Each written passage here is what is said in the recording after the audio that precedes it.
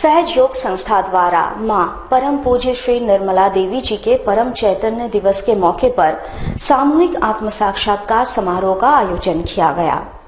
Bhalubasa community centre में सहज योग आज का महायोग कार्यक्रम के तहत सामूहिक रूप से कुंडलिनी जागरण का धार्मिक आयोजन किया गया।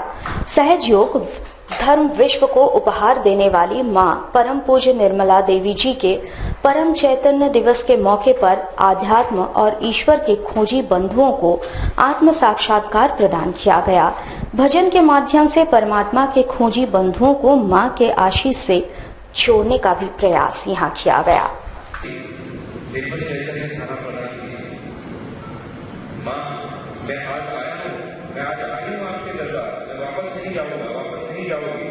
बस मुझे आप दे दीजिए, मानिए आपकी श्रद्धा के अंदर उस सपने के शब्द को बराबर जोड़ दीजिए।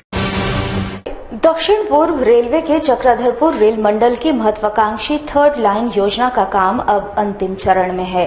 तकनीकी बारीकियों का जायजा लेने बुधवार को साउथ ईस्टर्न रेलवे के जीएम आशीष गोयल कमरिया पहुंचे।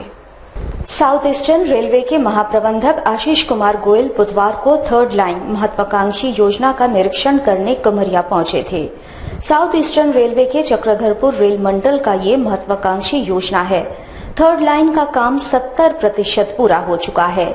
थर्ड लाइन का सबसे बड़ा फायदा यात्री ट्रेनों के मूवमेंट में तेजी के रूप में हमें मिलेगा, साथ ही माल परिवहन में बढ़ोतरी होगी।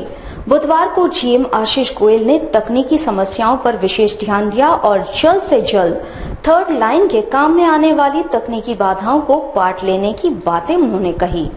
इस बीइंग प्लान्ड, इसके डिस्कशन है, टाइमलाइन क्या बनेगी। हम चाहते हैं इसको जल्दी से जल्दी 15 मार्च से पहले सारा काम खत्म करके थर्ड लाइन चलाएं। तो उसी के इंस्पेक्शन के लिए हमारी team, chief engineer, CA construction, DRM साहब, कॉन्ट्रैक्टर के लोग आए और इसको रिव्यू कर रहे हैं। कंटिन्यूअस रिव्यू है, अभी इस स्टेज पे कुछ नहीं कह सकते। सर टाइमलाइन सेट हो रही है, टेक्निकल काम है पूरा। खामियां कहीं पाया हमने अभी तक नहीं।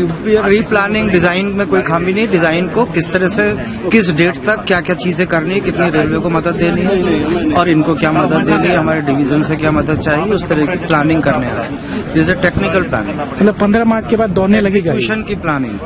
15 मार्च के बाद दौड़ने लगेगी संभवतः। उसके बाद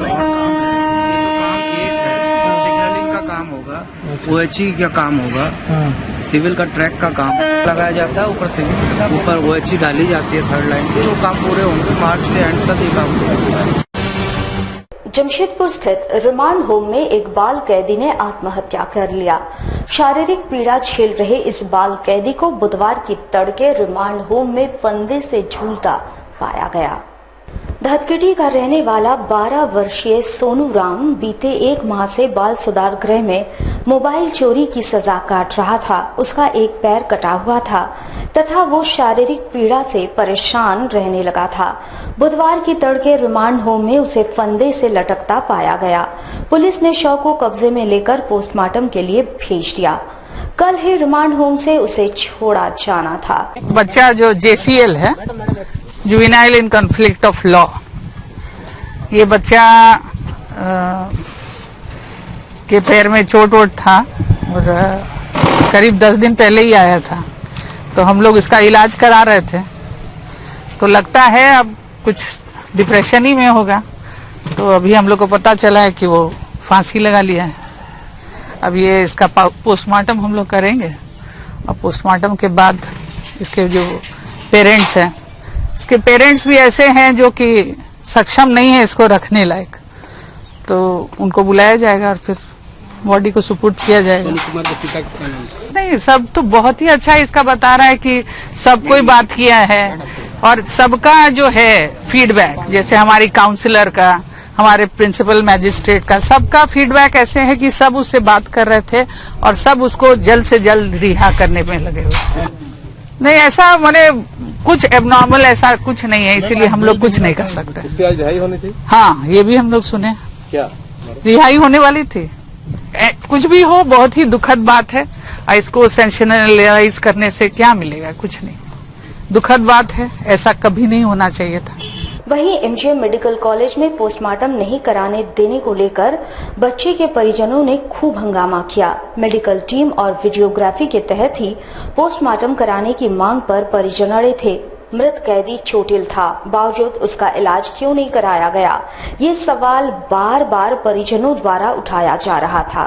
छतरी नगर का लड़का लोगों भी छोड़ने के लिए तैयार था, मगर फोन करके बोल दिया कि बच्चा का नहीं छोड़ेगा बोल दिया। बच्चा फिर भी हम जाके देख के आए, बच्चा बोला कि माँ हमको छुड़ा के ले जाओ। हम बोला हफ्ता 15 दिन में तुमको ले जाएगा रे बेटा। वो लोगों भी बोला 2 बेलर लगेगा, रुपया खर्चा होगा। बोला रात को आया, लिखा पढ़ी करके नाम ले गया। अब बोला हम ठीक, हम सोमवार का दिन ले जाएगा बोल के हम खुद लोगों को बोला है। अब सुबह में बहन कि लड़का का भेंट कर लो, लड़का का भेंट कर लो। बोला कैसा बच्चा मर गया अभी बताइए। पहले वहाँ से पुलिस 2 आए थे, उन लोगों ने उनके माँ और चाचा को कहा कि 2000 रुपया आप दीजिए, आपका बच्चा को छोड़ देंगे।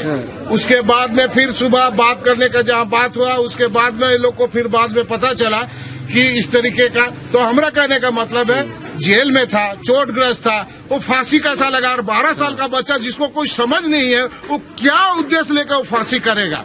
और उसका जब पाम टूटा हुआ है तो फांसी रस्सी वो कैसे लगाएगा।